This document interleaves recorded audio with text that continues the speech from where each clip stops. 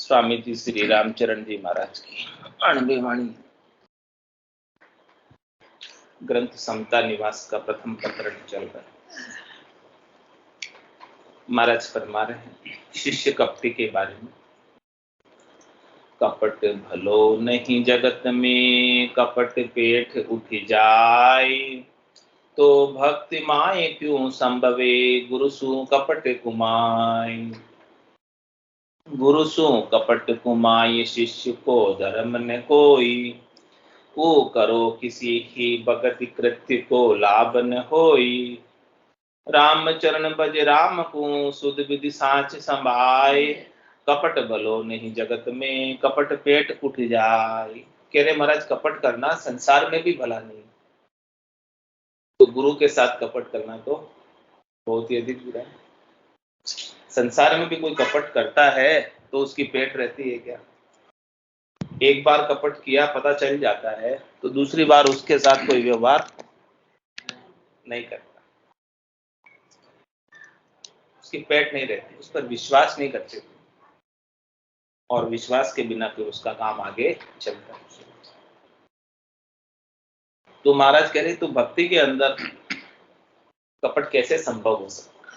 जब संसार में कपट नहीं चलती है तो भक्ति में तो चलेगी भी। गुरु सु कपट कुमाए, शिष्य को धर्म न कोई। गुरु से कपट करना शिष्य का धर्म तो भी कहलाता है। वो करो किसी भक्त कृत्य को लाभ, भले शिष्य कैसे भी भक्ति करो, लेकिन यदि वो गुरु के साथ कपट कर रहा है तो कोई भी भक्ति करो उसका लाभ उसे मिलने वाला ही नहीं। रामचरण भज राम को, सुध बुध साच समा। इसलिए महाराज स्वामी कपट को छोड़कर राम जी के नाम का सुमरण करो, सुध बुध साच को धारण करके। कपट भलो नहीं जगत में, कपट पेट उठ जाए। सुध बुध साच समाई के, रसना राम उचार। कूड़ कपट उर कुटिलता, ये सब दूर निवार। ये सब दूर निवार, साच उर निश्चय धारो। गुरु साचा सच्चा राम, जिनाकू साच पियारो। काम को बुद्धि बहु कामना, इनको मूल उखाड़। सुध बुध साच सबाई के, रसना राम उचार। कह रहे महाराज सुध बुध साच सबाई, सुध बुध धारण करो, सुध बुध रखो, समझ रखकर सांच को धारण करके रसना से राम नाम का उच्चारण करो। कूढ़ कपट अर कुटिलता, ये सब दूर निकाल। जितने भी अपने गट के भीतर कूढ़ता है, कपटता है, कुटिलता है, इन सबको बाहर निकाल। ये सब दूर निकाल, सांच और निश्चय हृदय में भीतर में सत्य को धारण करो, सत्य की शोधना करो, सत्य की प्राप्ति करो। तो महाराज में सत्य क्या है? गुरु साचा सच्चा राम, जिनाकू साच। एक तो साचे राम जी हैं और दूसरे राम जी से मिलाने वाले सदगुरु सच्चे हैं। और राम जी को भी, सदगुरु को भी साच ही प्यारा है, कपट प्यारी है।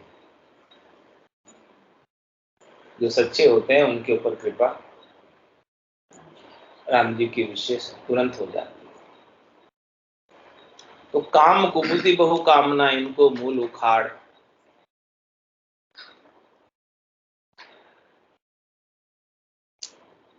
कह रहे महाराज कामनाओं की, कुबुद्धि की और कामनाओं का मूल क्या है? कपट।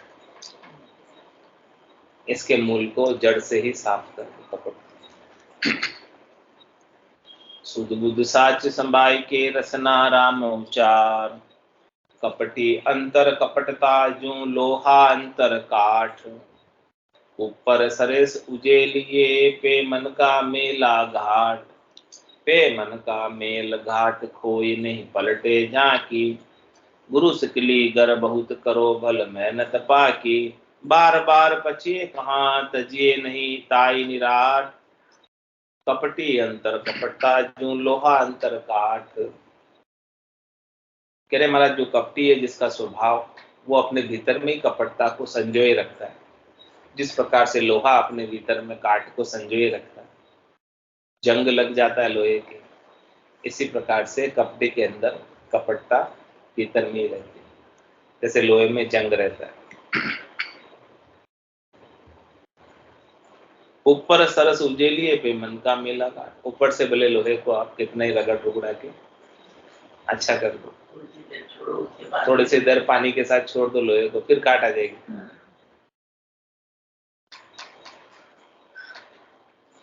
पे मन का मेला गाट कोई नहीं पलटे जाती।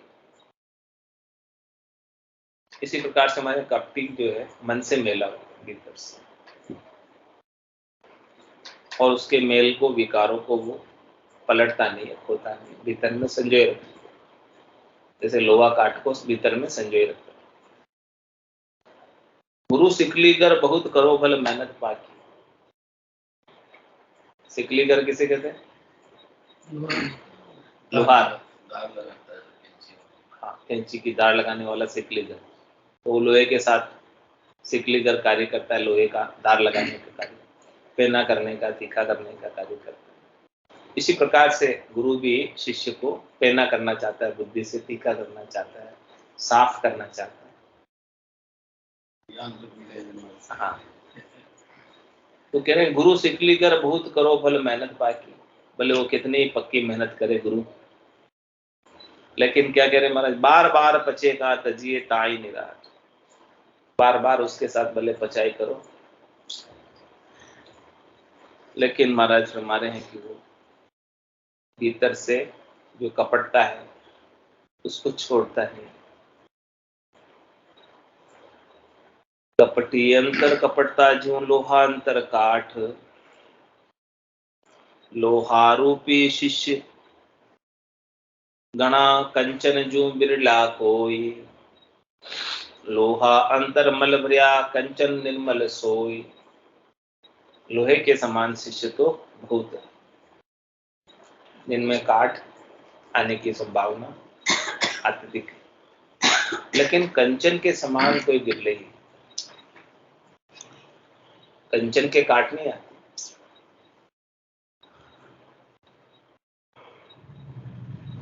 लोहा अंतर मल भरिया कंचन निर्मल सोई। लोहे में तो विकार है, किसका? जंग का, काट, लेकिन वो सोने में नहीं, सोना तो निर्मल, उसकी जंग नहीं लगती। उत्तम आशे उत्तमा अरु निर्ते निर्ता सोए। मुख ऊपर तो गुरु कहे पे अंतर मिले न कोई।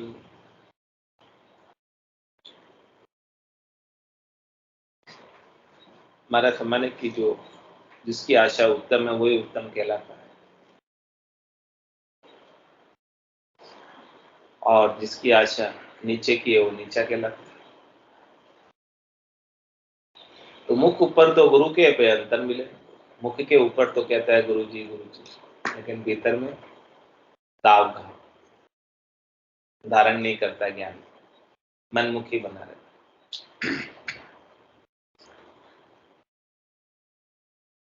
गुरु शिष्य एक उपासना आशे एक प्रतीति। तो रामचरण बहड़े नहीं यह सनातन रीति। गुरु और शिष्य की उपासना एक, दोनों की आशा एक, दोनों की प्रतीति यानी विश्वास धारणा एक। तो महाराज हमारे हैं कि वो बिगड़ते नहीं, खराब नहीं होते। ये आज की रीत नहीं है, सनातन से अनादिकाल से यही रीत चली आ रही है। राम रटे पातक कटे रहे गुरु भावनारत। रामचरण तभी फटे 84 का खत।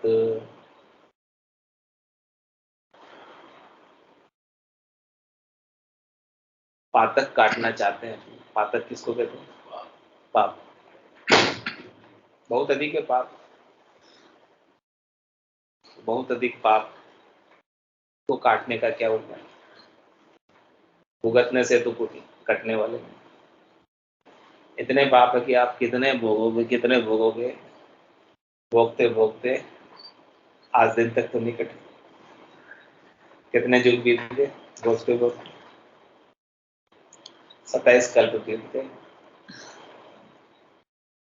एक कल्प में 1000 चतुर्युगी होती है, एक चतुर्युगी में 43,20,000 वर्ष होते हैं और 43,20,000 वर्षों के भीतर 84 फिरता है। कहाँ फिरता है? 84। तो कितने बार पेड़ लगा रखे ना उससे आगे। तो खेल रहे हैं तो झुक के आना पड़ता है। ठीक कर दिया, कल कटा दिए।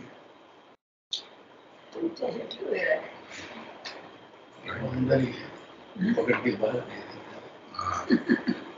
वही सुनने आया होगा। तो महाराज के राम रटे पातक कटे, राम जी की रटना करने से सारे पाप कटे। क्या सुखराम शरण तेरी ऐसी मोही बताए, भजन किया सुकरम कटेला कटे पलक की। ऐसी महाराज फरमाने की बात, भजन से ही कर्म कटने वाले हैं, भोगने से कटने वाले हैं। भोगने से कौन से कटेंगे? जो इस जन्म में भोगने के लिए अलॉट हुए, आवंटित हुए। और इस जन्म में भोगने के लिए कितने प्रतिशत अलॉट हुए? केवल 10%। 90% तो अलॉट ही नहीं हुए कर्मों में से। 90% तो भीतर में ही अगले वाले जन्मों में अलॉट होंगे। 10 तो आप जैसे तैसे करके भोग लोगे, 90 को कैसे काटोगे? 90 को काटने का क्या होता है? कोई भगवान का सुमिरन, राम नाम की करो। एक किसान के 1000 मन अनाज हुए। अनाज कब आता है? गेहूं कब आता है? अप्रैल में, होली पे उस समय। तो अब उसने क्या किया? 1000 मन अनाज को, उस समय भंडारण की व्यवस्था तो नहीं थी। वो कैसे भंडार करते थे? खड्डा खोद के बिल्कुल अंदर जमीन में पूरा अंदर भरते थे, ऊपर पैकिंग लगा देते, पैक कर देते। नहीं, वो मिट्टी के बनाते थे कोठे अंदर ही। रूम में देखा मैंने गाँव में, मिट्टी के बनाते हैं वो, फिर उसमें राख मिला के नीम मिला के रखते हैं, ऐसे हो रखते। तो उसने क्या किया? 900 मन अनाज को ऐसे अंदर जमीन में खो में रख दिया, भंडारण कर दिया। तो 100 मन अनाज रखा अपने खाने के लिए और बीज बोने के लिए। अब वो बात थी होली की, अब फिर आया चौमासा। हाँ, चौमासा आ गया।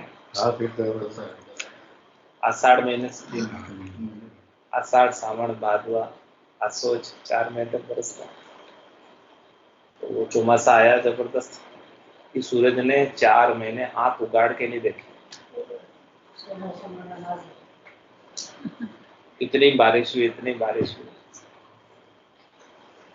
सारी धरती जलमग्न हो गई।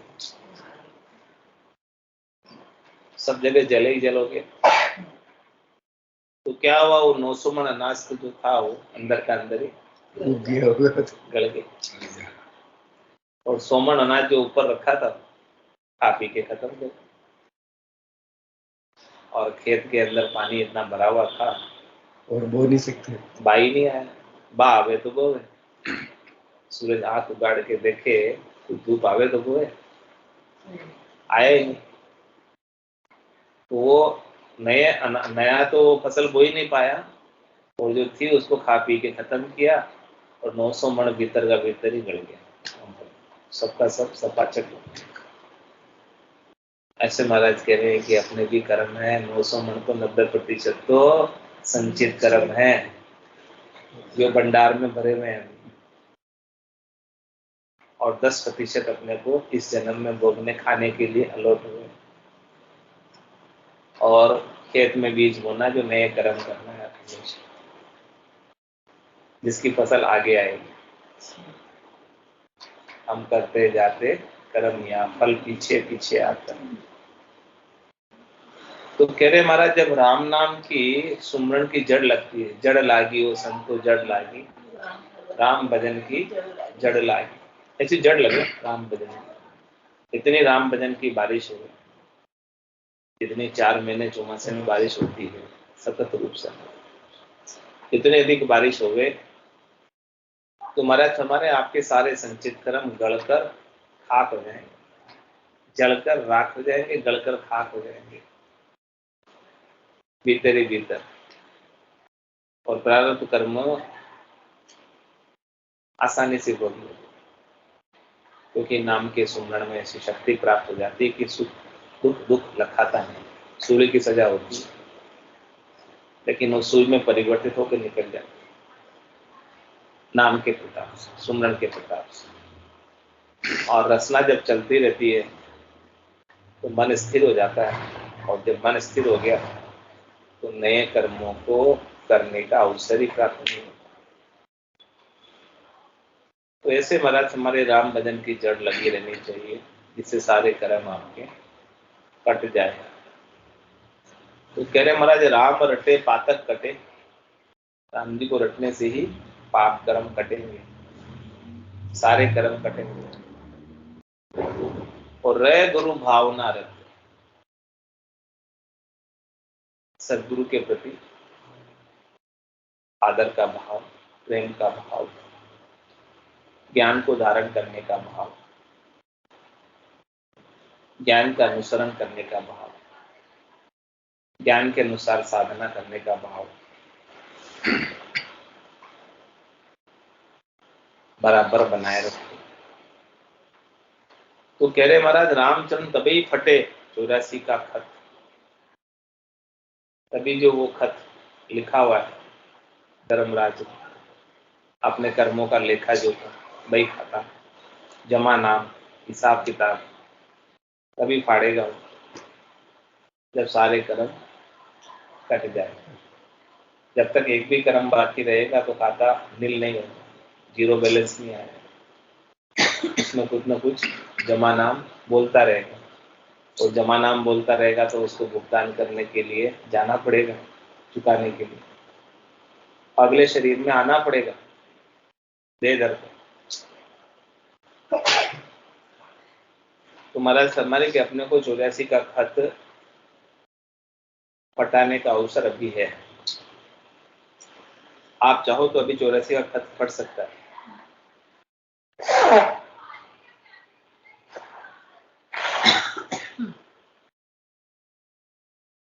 भजन करके, भजन के माध्यम से सारे कर्मों को आप हटा सकते। तो महाराज क्या करे, 84 को खत फाड़वे हेतु दास भाव कह रहे हैं, दास भाव बता रहे कि राम जी की भक्ति करो, दास भाव धारण करके, सेवक बनकर, स्वामी बनकर नहीं, मालिक बनकर नहीं। मालिक तो एक है सबका, बाकी सब सेवक। तो इस प्रकार से दास भाव रखते हुए कोई राम जी का भजन करे तो महाराज हमारा उसका 84 का खत जल्दी फट जाता है। अब मालिक बनते हैं, कर्तापणे का भाव रखते हैं, करने का अभिमान करते हैं तो कर्म बंध जाते हैं। नफा और नुकसान का जिम्मेदार कौन होता है, सेठ या नौकर? तो महाराज फरमाने हैं कि यदि आप सेवक बन जाओगे, दास बन जाओगे, नौकर बन जाओगे तो आपके माथे पर पाप पुण्य के नफा नुकसान भी नहीं है, वो सब होता है अपना नहीं। मालिक बनोगे, कर्ता बनोगे तो सारा पाप पुण्य अपना है, सारा नफा नुकसान अपना है। कर्ता बने, वो कर्ता नहीं बने, केवल निमित्त बने तो मैं कुछ नहीं कर रहा, जो कुछ हो रहा है वो मेरे द्वारा राम जी करवा रहे। इस भाव से करोगे तो वो कर्मों का बंध आपके ऊपर नहीं होगा। और कहते हैं मैं करता हूं तो आप उसके लिए जिम्मेदार हो। तो मैं नहीं कर रहा, राम जी कर रहे हैं, लेकिन मेरे को केवल निमित्त बना है, मेरा कर्तापणे का भाव नहीं। तो जो आप जब आपका कर्तापणे का भाव नहीं है तो उसकी जिम्मेदारी भी आपकी नहीं। मैंने तो किया ही नहीं। करवाया राम जी ने, करवाने वाला जाने, मैं क्या करूं। सो करो सो राम जी, मैं तो करता नहीं। राम चरणों में करूं, बड़ी चूक मुझ में। मैं कर रहा हूं तो ये बहुत बहुत बड़ी मेरी गलती। मेरी तो सामर्थ्य भी नहीं है, शक्ति भी नहीं है कुछ कर पाने की। जो कुछ भी सामर्थ्य शक्ति है वो सब राम जी की। करने के लिए जो कुछ सामग्री भी दी है वो सब राम जी की। मेरी तो इसमें से एक भी नहीं है। कुछ भी साधन भी दिया मेरे को करने के लिए, वो भी तो राम जी का है, मेरा थोड़ी है। हाँ, गुरु पारक समता ज्ञान गति, कहे जो शिष्य विधान। दास भाव शरणों कहूँ, भक्ति भेद निदान। क्या कह रहे महाराज, गुरु की पारक बताई थी, समता के ज्ञान की गति बताई थी, और शिष्य का विधान बताया कि कौन सा शिष्य भक्ति है और कौन सा शिष्य मनमुखी है, और कौन सा शिष्य सुग्रा है, कौन सा शिष्य आतुरवान है। सारी बातें महाराज ने बताई संग में। और अब दास भाव और शरणे की बात महाराज बता रहे हैं, भक्ति का भेद बता रहे हैं, भक्ति का रहस्य बता रहे हैं, भक्ति की चाबी बता रहे हैं कि भक्ति का रहस्य